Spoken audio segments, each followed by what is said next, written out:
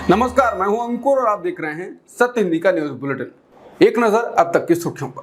प्रधानमंत्री मोदी ने लोकसभा में राष्ट्रपति के अभिभाषण पर धन्यवाद प्रस्ताव पर चर्चा का जवाब दिया। इस दौरान उन्होंने विपक्ष पर निशाना साधा। उन्होंने कहा कि देश का जनादेश है कि आप विपक्ष में ही बैठो और तर्क जब खत्म हो जाए तो जीत गए चिल्लाते रहो।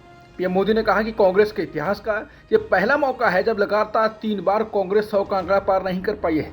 अच्छा होता कांग्रेस अपनी हार स्वीकार करती, जनता के आदेश को सराखों पर रख चढ़ाती, लेकिन ये तो शीर्षासन करने में लगे हुए हैं और कांग्रेस और इसकी इकोसिस्टम दिन रात बिजली चलाकर हिंदुस्तान के नागरिकों के मन में ये प्रस्थापित करने की कोशिश कर रहे हैं कि उन्होंने हमें हरा दिया है। ऐसा क्यों हो रहा है, मैं जरा सामान्य जीवन के अनुभव से बताता हूँ। कोई छोटा बच्चा साइकिल लेके निकला है, गिर जाता है, रोने लगता है और बड़ा व्यक्ति आकर के कहता है, देखो चींटी मर गई, तुम तो बढ़िया साइकिल चलाते हो। उसको ठीक करने का प्रयास करता है, उसका ध्यान भटकाकर मन बहलाते हैं।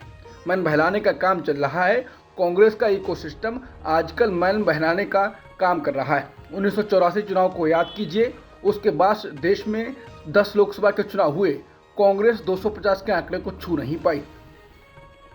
पीएम मोदी ने कहा कि कांग्रेस इस बार किसी तरह से 99 के चक्कर में फंस गई है। पीएम मोदी ने कहा कि एक किस्सा याद आता है। 99 मार्क्स लेकर एक बालक घमंड में घूम रहा था, दिखाता था कि कितने ज्यादा मार्क्स आए हैं। लोग शाबाशी देने लगे, 99 मार्क्स आए हैं, मिठाई बांटने लगे। फिर उनके टीचर आए और पूछा, किस बात की मिठाई बांट रहे हो? ये 100 में से नहीं लाया है, ये 543 में से लाया है। अब उस बालक बुद्धि को कौन समझाए, तुमने फेल होने का वर्ल्ड रिकॉर्ड बना दिया है। पीएम मोदी ने कहा कि अब कांग्रेस पार्टी 2024 से एक परजीवी कांग्रेस पार्टी के रूप में जानी जाएगी।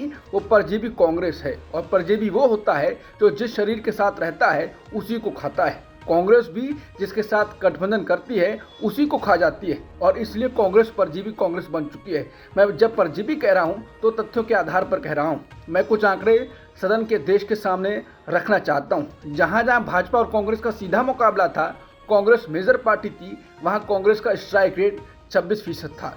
लेकिन जहां किसी का पल्लू पकड़ के चलते थे, किसी दल ने उनको मौका दे दिया, ऐसे राज्य में उनका स्ट्राइक रेट 50% है और कांग्रेस की 99 सीटें उनके सहयोगियों ने दिलवाई हैं। 16 राज्यों में जहां कांग्रेस अकेले लड़ी, वहां उसका वोट शेयर इस चुनाव में गिर चुका है। पीएम मोदी ने कहा कि आजकल सिंपैथी गेन करने का एक नया ड्रामेबाजी शुरू हो गई है। एक किस्सा सुनाता हूं। एक बच्चा स्कूल से आया और जोर जोर से रोने लगा। उसकी माँ भी डर गई कि क्या हो गया। कहने लगा कि माँ स्कूल में मारा गया, उसने मारा, इसने मारा, जोर जोर से रोने लगा। माँ परेशान हो गई। उसने पूछा कि क्या बात हो गई। वो बता नहीं रहा था, रो रहा था। बच्चा ये नहीं बता रहा था कि आज स्कूल में उस बच्चे ने किसी बच्चे को माँ की गाली दी थी। उसने ये नहीं बताया कि किसी बच्चे की किताबें उस बच्चे ने फाड़ दी, कि टीचर को चोर कहा था, किसी का टिफिन खा गया। हमने कल सदन में यही बचकाना हरकत देखी है। कल यहाँ बालक बुद्धि का विलाप चल रहा था। मुझे मारा गया, मुझे इसने मारा, उसने मारा, ये चल रहा था। सिंपैथी हासिल करने के लिए नया ड्रामा चल रहा था। लेकिन देश सच्चाई जानता है कि 100 करोड़ की हेराफेरी के मामले में जमानत पर ये बाहर हैं। ये ओबीसी वर्ग के लोगों को चोर बताने के मामले में सजा पा चुके हैं। इनको देश की सर्वोच्च अदालत पर गैर जिम्मेदाराना बयान देने के लिए माफी मांगनी पड़ी है। इन पर वीर सावरकर जैसे महान व्यक्तित्व का अपमान करने का मुकदमा है। इन पर देश की सबसे बड़ी पार्टी के अध्यक्ष को हत्यारा कहने का मुकदमा चल रहा है। पीएम मोदी ने कहा कि बालक बुद्धि में ना बोलने का ठिकाना होता है, ना बालक बुद्धि में व्यवहार का कोई ठिकाना होता है। और जब ये बालक बुद्धि पूरी तरह से सवार होती है तो सदन में किसी के गले पड़ जाते हैं, सदन में बैठकर आंखें मारते हैं। इनकी सच्चाई पूरा देश समझ चुका है। आज देश इनसे कह रहा है कि तुमसे नहीं हो पाएगा, तुमसे ना हो पाएगा। विपक्ष के नेता राहुल गांधी ने मंगलवार को लोकसभा अध्यक्ष ओम बिरला को चिट्ठी लेकर सदन में उनके भाषण का कुछ अंश हटाए जाने पर चिंता जताई।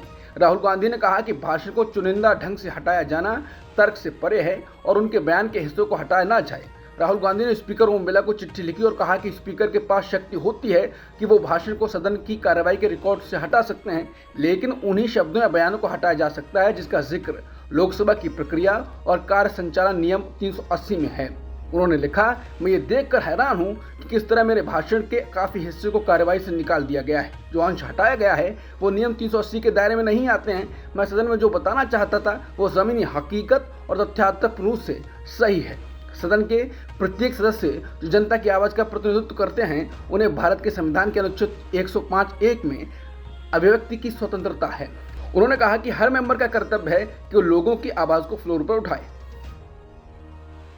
सोमवार को लोकसभा के नेता प्रतिपक्ष राहुल गांधी ने 18वीं लोकसभा में पहला भाषण दिया। इस भाषण को लेकर काफी चर्चा है।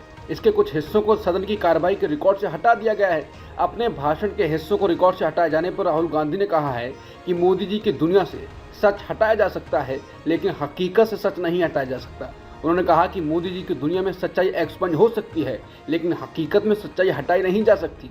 जो मुझे कहना था कह दिया, जितना हटाना है हटा दीजिए, जो सच्चाई है वो सच्चाई ही रहेगी। ओवैसी ने लोकसभा में कहा कि सदन में ओबीसी के एमपी अब उच्च जाति के एमपी के बराबर हो चुके हैं, लेकिन देश की 14% मुसलमानों में से सिर्फ 4% जीत कर आते हैं। उन्होंने कहा कि संविधान सिर्फ एक किताब नहीं जिसे सिर्फ चूमा जाए, जिसे दिखाया जाए। ये एक ऐसी किताब है जिसे हमारे संस्थापकों ने इस तरह समझा कि मुल्क को चलाने के लिए सभी समुदायों के लोगों की राय को शामिल किया जाएगा, मगर इस सदन में सिर्फ 4% मुसलमान जीत कर आते हैं। उन्होंने तंज करते हुए कहा कि इस वतन का मुस्तकबिल कैसा होगा जब बीजेपी मुझे गायब करना चाहती है और बाकी विपक्षी पार्टियों के लिए मेरा वजूद सिर्फ वोट डालने और अपनी कब्र में जाकर सो जाना है। उन्होंने कहा कि CSDS का डेटा बताता है कि इस मुल्क में जो एकमुश्त वोट डालने वाला वोट बैंक है वो उच्च जातियों का है। मुसलमान ना वोट बैंक था न रहेगा। उन्होंने कहा यह हरेक के लिए आत्मनिरीक्षण का विषय है कि मुसलमानों को वाजिब हिस्सेदारी क्यों नहीं मिलती है। क्या हम यहाँ केवल आपको वोट डालने के लिए आए हैं? राष्ट्रपति के अभिभाषण के बाद मंगलवार को धन्यवाद प्रस्ताव पर लोकसभा में बोलते हुए समाजवादी पार्टी के अध्यक्ष और सांसद अखिलेश यादव ने बीजेपी सरकार पर जमकर निशाना साधा।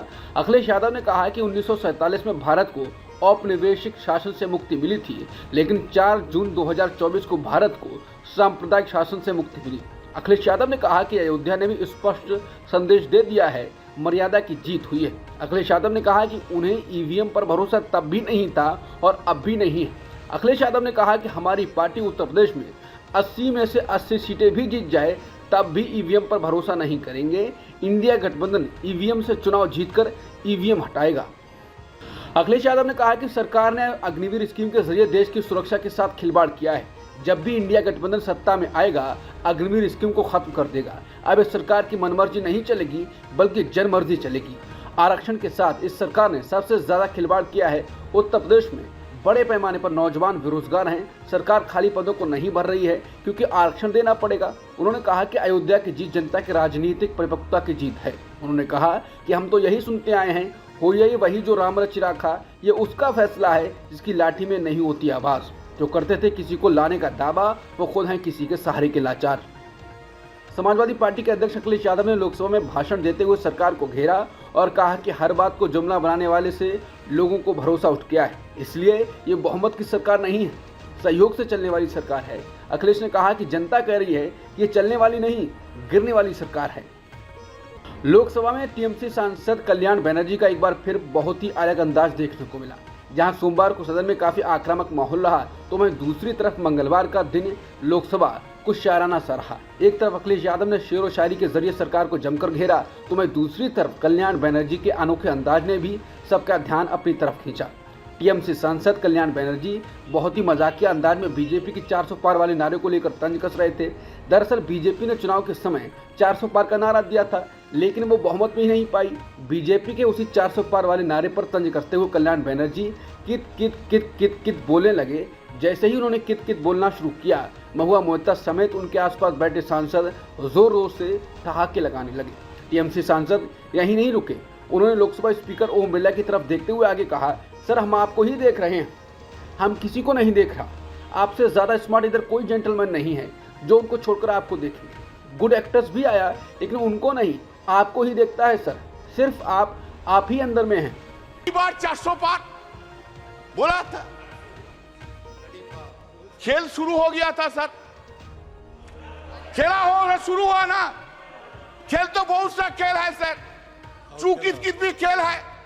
चू कित कित में चू धरा 400 में कित कित कित कित कित कित कित कित कित कित कित कित कित कित कित कित कितना हुआ 240। वो गेम में भी हारा गया।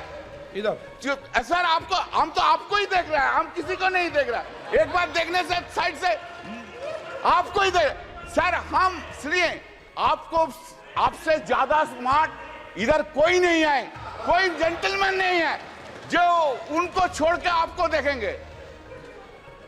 गुड एक्टर्स भी आया, लेकिन उनको नहीं देखता है, आपको ही देखता है सर, आपको, सिर्फ आप ही है आप अंदर में।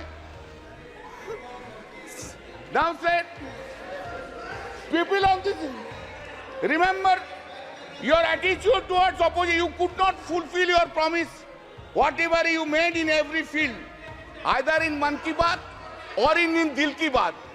मोदी जी का गारंटी है, लेकिन मोदी जी का गारंटी में वारंटी नहीं है sir. Public there is no warranty, guarantee है। भर्ती परीक्षा के प्रश्न पत्रों का लीक होना, राज्य प्रशासन के अधिकारियों को कथित तौर पर दी गई खुली छूट और संविधान आरक्षण के मुद्दे पर विपक्ष के अभियान के कारण बीजेपी और दलित वोटों में विभाजन। भाजपा ने लोकसभा चुनाव में उत्तर प्रदेश में अपने खराब प्रदर्शन के लिए इन्हीं कारणों को पहचाना है, जिसमें उसकी सीटों की संख्या 62 से गिरकर 33 हो गई। 19 से 25 जून के बीच भाजपा ने प्रधानमंत्री मोदी की वाराणसी सीट और रक्षा मंत्री राजनाथ सिंह की निर्वाचन क्षेत्र लखनऊ को छोड़कर 78 निर्वाचन क्षेत्रों में अपने प्रदर्शन की समीक्षा की। 24 प्रश्न पत्रों की एक चेकलिस्ट के साथ वरिष्ठ भाजपा नेताओं की टीमों ने पार्टी के स्थानीय नेताओं और जनप्रतिनिधियों से मुलाकात की, ताकि ये पता लगाया जा सके कि वो अपनी सीटें क्यों हार गई है और उन कई निर्वाचन क्षेत्रों में उनकी जीत का अंतर क्यों कम हुआ है, जिन्हें उन्हें बरकरार रखा था। सूत्रों ने कहा कि चुनाव नतीजों पर यूपी बीजेपी के पदाधिकारियों और आरएसएस पदाधिकारियों के बीच बैठकें हुई। राज्य इकाई ने अपनी रिपोर्ट तैयार कर ली है और उम्मीद है कि इसे इसी सप्ताह केंद्रीय नेतृत्व को सौंप दिया जाएगा। उत्तर प्रदेश में वीआईपी कल्चर को खत्म करने के लिए चल रहे चेकिंग अभियान को लेकर डिप्टी सीएम ब्रजेश पाठक ने कहा है कि इस तरह के अभियान से हम सहमत नहीं हैं, इसे रोका जाना चाहिए। बता दें, राज्य से वीआईपी कल्चर को खत्म करने के लिए मुख्यमंत्री योगी आदित्यनाथ ने पूरे प्रदेश में अभियान चलाने के लिए आदेश दिए हैं और पुलिस बीजेपी नेताओं की गाड़ी रोककर भी हूटर, फ्लैश लाइट, शीशे पर काली फिल्म उतार रही है। बीते दिनों कानपुर के गोविंद नगर में पुलिस बीजेपी नेता शैलेंद्र त्रिपाठी की गाड़ी का हूटर उतरवा रही थी, जिससे नाराज शैलेंद्र त्रिपाठी पुलिस के वालों से भिड़ गए। इस मामले का वीडियो सोशल मीडिया पर वायरल हो गया। इसे लेकर पुलिस ने शैलेंद्र त्रिपाठी पर केस दर्ज कर लिया। डिप्टी सीएम ब्रजेश पाठक ने पत्रकारों से इसी वाकये पर बात कही। उन्होंने कहा कि मुझे पता चला है इस बारे में, कल मैंने सीपी महोदय से बात की थी। कार्यकर्ताओं का मान सम्मान से हम कोई समझौता नहीं करेंगे, मुकदमा खत्म होगा और इस तरह से गाड़ी रोककर जो अभियान चल रहा है उससे हम सहमत नहीं हैं। इस अभियान को रोका जाना चाहिए। राष्ट्रीय लोकतांत्रिक मोर्चा पार्टी के राष्ट्रीय अध्यक्ष उपेंद्र कुशवाहा को एनडीए ने राज्यसभा उपचुनाव के लिए अपना प्रत्याशी बनाने का ऐलान कर दिया है। ऐसे में बिहार की काराकाट लोकसभा सीट से चुनाव हारने के बाद कुशवाहा राज्यसभा का रुख करेंगे। अब तक की सुर्खियों में इतना ही। बाकी खबरों के लिए बने रहिए सत्यहिंदी.com के साथ।